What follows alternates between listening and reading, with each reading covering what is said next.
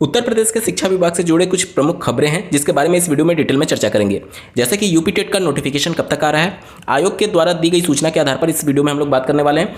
एटीआरई को लेकर के जैसा कि आपको ज्ञात होगा, माननीय सुप्रीम कोर्ट में याचिका लगी थी। उस याचिका का क्या हुआ, क्योंकि आज बहुत सारे आप लोग के द्वारा ईमेल के माध्यम से कुछ वीडियोज़ के लिंक भेजे गए हैं, जो कि बड़े बड़े चैनल दावा ये कर रहे हैं कि फटकार लगाई गई है माननीय सुप्रीम कोर्ट के द्वारा राज्य सरकार को शिक्षक भर्ती के लिए। तो उसमें कितनी सच्चाई है, इसके बारे में डिटेल में चर्चा होगी। साथ ही साथ डीएलएड के रिजल्ट को लेकर के बहुत ज़्यादा क्वेरी आ रहे हैं। पीएनपी से प्राप्त सूचना के आधार पर हम लोग जानेंगे कि डीएलएड का रिजल्ट कब तक घोषित होने जा रहा है। बहुत इंपॉर्टेंट वीडियो होगा, सभी अभ्यर्थियों के लिए अंत तक जरूर जुड़े रहेगा। नमस्कार दोस्तों, मेरा नाम है नीरज, आप देख रहे हैं कैरियर बिट यूट्यूब चैनल। अगर आप इस चैनल पर पहली बार विजिट कर रहे हैं तो इसको सब्सक्राइब करते हुए बेल आइकन को प्रेस करना ना भूलें। सबसे पहले बात कर लेते हैं यूपी टेट को लेकर के। यूपी टेट के संदर्भ में जो सूचना निकल करके आ रही है आयोग से की तरफ से, वो ये निकल करके आ रही है कि मार्च के द्वितीय सप्ताह तक यूपी टेट का नोटिफिकेशन जो है वो जारी हो सकता है। वैसे भी मैंने आपको पहले भी सूचित किया था कि जो आयोग के सचिव थे उन्होंने ये बताया था कि जो परीक्षा तिथि हम दे चुके हैं उससे 3 महीने पहले हम इसका नोटिफिकेशन निकाल देंगे। जुलाई में परीक्षा होनी है, उससे 3 महीने पहले अगर आप देखेंगे तो मार्च लास्ट या फिर अप्रैल फर्स्ट में वैसे भी उनके द्वारा पहले ही स्टेटमेंट दिया जा चुका है। तो मोस्ट प्रोबेबल है कि इसी टाइम पीरियड में आपका यूपी टेट का नोटिफिकेशन आ जाएगा। जो भी इन सर्विस टीचर जो नए बीएड और डीएलएड वाले कैंडिडेट हैं जो कि यूपी टेट पेपर 1 और पेपर 2 की तैयारी कर रहे हैं, वो अपनी तैयारियों में लगे रहिए। यूपी टेट टलने की संभावनाएं बहुत कम है। बहुत सोशल मीडिया साइट्स पर यह भी खबरें आ रही थी कि यूपी टेट का पेपर टल जाएगा। देखिए, सांसद से मंजूरी अभी नहीं मिली और ये सभी चीज़ों को लेकर के जब तक ऑफिशियल नोटिफिकेशन आपके पास इसके संबंध में ना आ जाए या फिर कोई आधिकारिक सूचना ना आ जाए, तब तक मान करके चलिए कि यूपी टेट अपने नियत समय पर होने जा रही है। बहुत बार आयोग के द्वारा पहले ही परीक्षा टाल दी गई है, चाहे आप टीजीटी पीजीटी की बात कर लीजिए।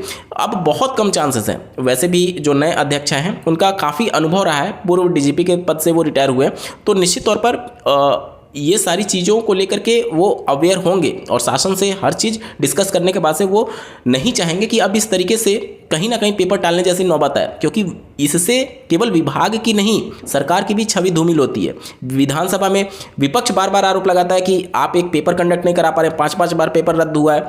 तो इन सभी चीज़ों को लेकर के सरकार की भी फजीहत होती है और सरकार भी इन सभी चीज़ों में मॉनिटर कर रहा होगा कि अब टालने जैसी नौबत ना आ जाए। ठीक है, तो इन सभी चीज़ों को लेकर के निश्चिंत रहिए। यूपी टेट के पेपर के टलने की संभावना लगभग ना के बराबर है अब। और अगर आयोग की बातों पर विश्वास करें तो मिड मार्च तक या फिर लास्ट मार्च तक नोटिफिकेशन की उम्मीद आप रख सकते हैं। ठीक है, चलिए बढ़ते हैं अगली खबर की तरफ।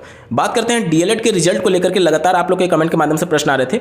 तो डीएलएड का प्रथम और तृतीय सेमेस्टर का पेपर हुए 3 महीने से ज़्यादा का समय हो चुका है। ये कोई पहली बार नहीं है, ये पीएनपी का इतिहास रहा है। पता नहीं कितने ही बार अभ्यर्थियों का भविष्य इनके रिजल्ट के आधार पर बर्बाद हुआ है। अभी टीआरई 4 को लेकर के बिहार में चर्चा चल रही है। यूपी में तो आप भर्ती दे नहीं रहे हैं। अगर इन कैंडिडेट का समय से आप 4th सेमेस्टर का परीक्षा करा लेते हैं, 2 साल से तो समय इनका वैसे ही कंप्लीट हो चुका है, लेकिन अभी 3rd सेमेस्टर का रिजल्ट तक नहीं आया। 4th सेमेस्टर पता नहीं कब लेंगे। अभी अगर इन सभी अभ्यर्थियों का जो 3rd सेमेस्टर के रिजल्ट का वेट कर रहे हैं, अगर समय से आप उनका परीक्षा ले लिए रहते, टीआरई 4 का नोटिफिकेशन आने वाला है, वो एटलीस्ट आप अपने राज्य में नहीं दे रहे हैं, दूसरे राज्य में तो जाकर के अप्लाई कर पाते। लेकिन आपकी लापरवाही की वजह से ये अभ्यर्थी अपने राज्य में तो छोड़िए, दूसरे राज्य में भी नौकरी पाने के लिए लाले पड़े हुए हैं। तो खैर ये सब बातें अलग की बात है, लेकिन निश्चित तौर पर अभ्यर्थियों के मन में बहुत ज़्यादा रोष है इन सभी लापरवाहियों को लेकर के। आखिर इतना डिले होता क्यों है? खास करके पीएनपी जैसी संस्था तो हर एक बैच का यही हाल रहा है। जब तक अभ्यर्थी जाकर के धरना नहीं देते, हालत यह है कि इस संस्था की कि अभ्यर्थी अपना परीक्षा कराने के लिए भी वहाँ पर धरना देना पड़ता था पहले। अभी भी कैंडिडेट्स बहुत ज़्यादा अवेयर नहीं है या फिर बहुत ज़्यादा एक्टिव नहीं है, इस वजह से इनकी परीक्षाएं डिले हो रही हैं। अगर आप पहले के बैच देख लें, जैसे BTC 2015 batch, DElEd 2017 batch, DElEd 2018 batch, तो अभ्यर्थी परीक्षा कराने के लिए भी धरना देते थे ताकि हमारी समय से आप परीक्षा ले लीजिए। रिजल्ट तो खैर डिले करते हैं, परीक्षा भी समय से नहीं हो पाती है। तो ये सारी चीज़ों को लेकर के खैर अभी पीएनपी से जो सूचना मिल करके आ रही है, निकल करके आ रही है, वो ये माना जा रहा है कि इसी हफ्ते आपके रिजल्ट की घोषणा हो सकती है। एक क्लियर डेट मैं नहीं बताऊंगा, लेकिन जो बातें निकल करके आ रही हैं वो बुध बृहस्पतिवार तक रिजल्ट की बातें निकल करके आ रही हैं। लेकिन आप मान करके चलिए जो डेट या फिर जो तिथियाँ पहले बताई जाती थी या फिर बताई जाती रही हैं, उस पर बहुत कम संभावना रहती है रिजल्ट को लेकर के। देखिए, रिजल्ट पर कार्रवाई चल रही है और इस हफ्ते में कभी भी आपका रिजल्ट जारी हो सकता है।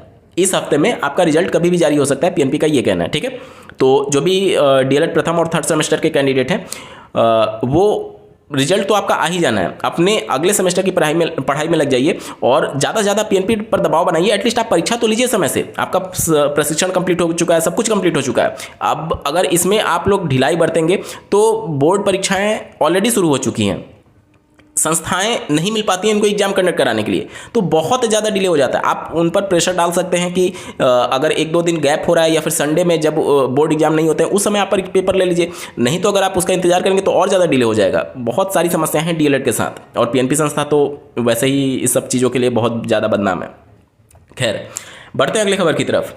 आप लोग के द्वारा बहुत सारे अभ्यर्थियों के द्वारा मेल के माध्यम से वीडियो का लिंक भेजा गया यूट्यूब पर, एक बहुत बड़े चैनल का या फिर दूसरे चैनल का, जिसमें ये दावा किया जा रहा है कि माननीय सुप्रीम कोर्ट ने आज राज्य सरकार को फटकार लगाई है। अगर मैं इन संस्थानों के पुराने वीडियोज़ को आपको याद दिलाऊं, मैं किसी का नाम नहीं ले रहा हूं, मैं क्लियर बता रहा हूं, किसी का नाम नहीं ले रहा हूं और किसी से मेरी पर्सनली कोई इस तरीके की बात भी नहीं है या फिर किसी से द्वेष भी नहीं है। सिर्फ आप लोग के द्वारा जो वीडियो के लिंक भेजे गए, मैं उसका क्लेरिफिकेशन दे रहा हूं कि उनके द्वारा जो बताया गया वो कहाँ तक सही है। आप याद करिए कि आज से कुछ साल पहले अप्रैल में आपको नियुक्ति पत्र भी दिया जा रहा था। ये क्रेडिबिलिटी है इन संस्थानों की।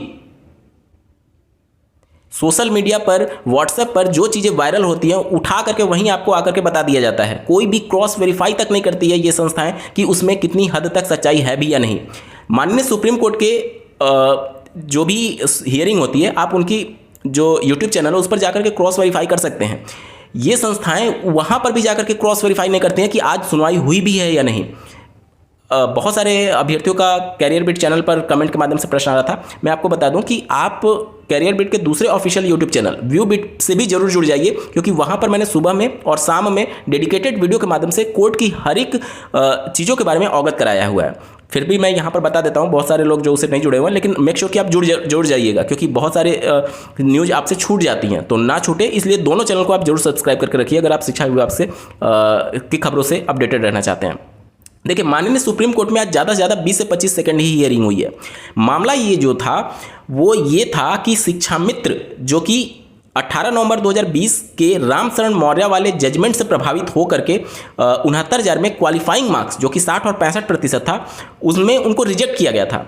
तो राज्य सरकार ने उस समय हलफनामा दिया था कि हमारे पास 51,112 पद खाली हैं और हम इन शिक्षा मित्रों को एक और भर्ती में मौका देंगे। चूंकि उनका मौका जो था वो 69,000 में अंतिम था। क्यों? क्योंकि माननीय सुप्रीम कोर्ट ने जब 2017 में इनका समायोजन रद्द किया था तो उन्होंने 2 भर्तियों में इनको अपॉइंट करने के लिए या फिर कंसीडर करने के लिए इनको राज्य सरकार को निर्देशित किया था। तो पहला उसका पार्ट 68,500 और दूसरा 69,000, तो 2 भर्ती में तो इनको मौका मिल चुका है। लेकिन अब अगर इनको मौका नहीं मिला तो वैसे ही ये ओवर एज हो चुके हैं और जो इनका एकेडमिक है वो काफ़ी कम है, तो ये पहले ही भर्ती से पिछड़ जाएंगे। तो राज्य सरकार इनको मौका देगी, इसके लिए कुछ रिलैक्सेशन देना होगा, जैसे एज में रिलैक्सेशन इनको देना होगा, इनके लिए कोई भी एज क्राइटेरिया नहीं रखनी होगी। साथ ही साथ इनको इनके एक्सपीरियंस के बेस पर, जैसे 69,000 में प्रत्येक वर्ष के आधार पर 2.5 अंक का इनको गुणांक दिया गया था और अधिकतम 25 अंक का गुणांक दिया गया था। तो 25 अंक डायरेक्टली इनके मेरिट में जाकर के जुड़ा था फाइनल गुणांक में, तो वो चीज़ें इस बार भी दी जाए। इसको लेकर के माननीय कोर्ट के समक्ष शिक्षा मित्र उपस्थित हुए हैं और साथ ही साथ ये याद दिलाने के लिए राज्य सरकार को डायरेक्शन देने के लिए माननीय सुप्रीम कोर्ट से गुहार लगा रहे हैं कि आपने कहा था कि इनको एक और भर्ती में मौका दीजिए। जब तक इनको मौका नहीं मिलेगा तब तक तो ये बहुत सारे कैंडिडेट ऑलरेडी रिटायर हो चुके हैं, पिछले 8 साल से प्राथमिक स्तर की शिक्षक भर्ती नहीं आई है। तो ये एमए एप्लीकेशन फाइल किया गया है, मिसलेनियस एप्लीकेशन फाइल किया गया है। जब सुप्रीम कोर्ट कोई वर्डिक्ट दे देती है और उस वर्डिक्ट पर अगर अमल नहीं किया गया या फिर कोई फर्दर उसमें कोई क्लैरिफिकेशन या फिर कोई भी फर्दर उसमें डायरेक्शन अगर लेना हो तो एमए मिसलेनियस एप्लीकेशन फाइल किया जाता है। तो ये मिसलेनियस एप्लीकेशन है जिसमें फर्दर डायरेक्शन के लिए यहाँ पर अपील की गई है माननीय सुप्रीम कोर्ट में शिक्षा मित्रों के द्वारा कि आप राज्य सरकार को डायरेक्शन दीजिए कि एक नई प्राथमिक स्तर की शिक्षक भर्ती करे जिसमें हम सभी को मौका मिले। अब शिक्षक भर्ती तो 8 साल से नहीं हो रही है। अब आज की हियरिंग में जो पिटिशनर्स थे उनके द्वारा पहले जाकर के बोला गया माननीय सुप्रीम कोर्ट में कि सर सुबह में हमारे जो जैसे एडवोकेट का पैनल होता है, जब भी सुप्रीम कोर्ट में पक्ष रखा जाता है तो 2-3 एडवोकेट्स का, उसमें कुछ जूनियर होते हैं कुछ सीनियर होते हैं, वो आपस में तय करके क्या हमें दलील देनी है वो जाकर के तय कर रहे होते हैं। तो एडवोकेट ने माननीय सुप्रीम कोर्ट में कहा कि हमारे जो भी पैनल्स हैं उनमें कुछ चीज़ों को लेकर के आर्गूमेंट अभी कंप्लीट नहीं हो पाए हैं, मतलब कि हमें क्या बोलना है वो चीज़ें अभी हम डिसाइड नहीं कर पाए हैं। इस वजह से आज के कोर्ट हियरिंग को एडजर्न कर दिया जाए। एडजर्न का मतलब होता है बिना सुने आप केस को स्थगित कर दीजिए। क्यों? क्योंकि अभी एडवोकेट का पैनल तैयार नहीं है। तो पिटिशनर जो कि शिक्षा मित्र के एडवोकेट थे, उनके कहने पर माननीय सुप्रीम कोर्ट ने आज के केस को एडजर्न कर दिया है, यानी बिना सुने ही आज के केस को स्थगित कर दिया गया है। जबकि बड़े बड़े चैनल सोशल मीडिया साइट्स पर आकर के ये दावा कर रहे हैं कि आज राज्य सरकार को फटकार लगा दी गई है। डीएलएड के एडवोकेट्स ने ये कहा, ये जो शिक्षा मित्र के एडवोकेट ने ये कहा राज्य सरकार को फटकार लगी। ऐसा कुछ हुआ ही नहीं है। आप सुप्रीम कोर्ट के यूट्यूब चैनल पर जाकर के ये सब कुछ क्रॉस वेरीफाई कर सकते हैं। निश्चित तौर पर ये संस्थानों का बिजनेस है, वो तो अलग बात है और ठीक भी है, उनको बिजनेस है, बैच बेचना है और ये सारी चीज़ें हैं, वो ठीक है। लेकिन बैच बेचने के लिए आप किस हद तक अभ्यर्थियों को गुमराह करेंगे? माननीय सुप्रीम कोर्ट में ऐसा कुछ हुआ ही नहीं जो चीज़ आप दावा कर रहे हैं। तो अगर आप ऑथेंटिक खबरों से अपडेटेड रहना चाहते हैं तो मेक श्योर कि कैरियर बिट और व्यू बिट दोनों चैनल को आपने जरूर सब्सक्राइब कर लिया है। आज के वीडियो में बस इतना ही। ऐसे ही महत्वपूर्ण अपडेट के लिए चैनल को सब्सक्राइब करना ना भूलें। इस वीडियो को देखने के लिए आपका बहुत बहुत धन्यवाद। भगवान करे आपका दिन शुभ हो।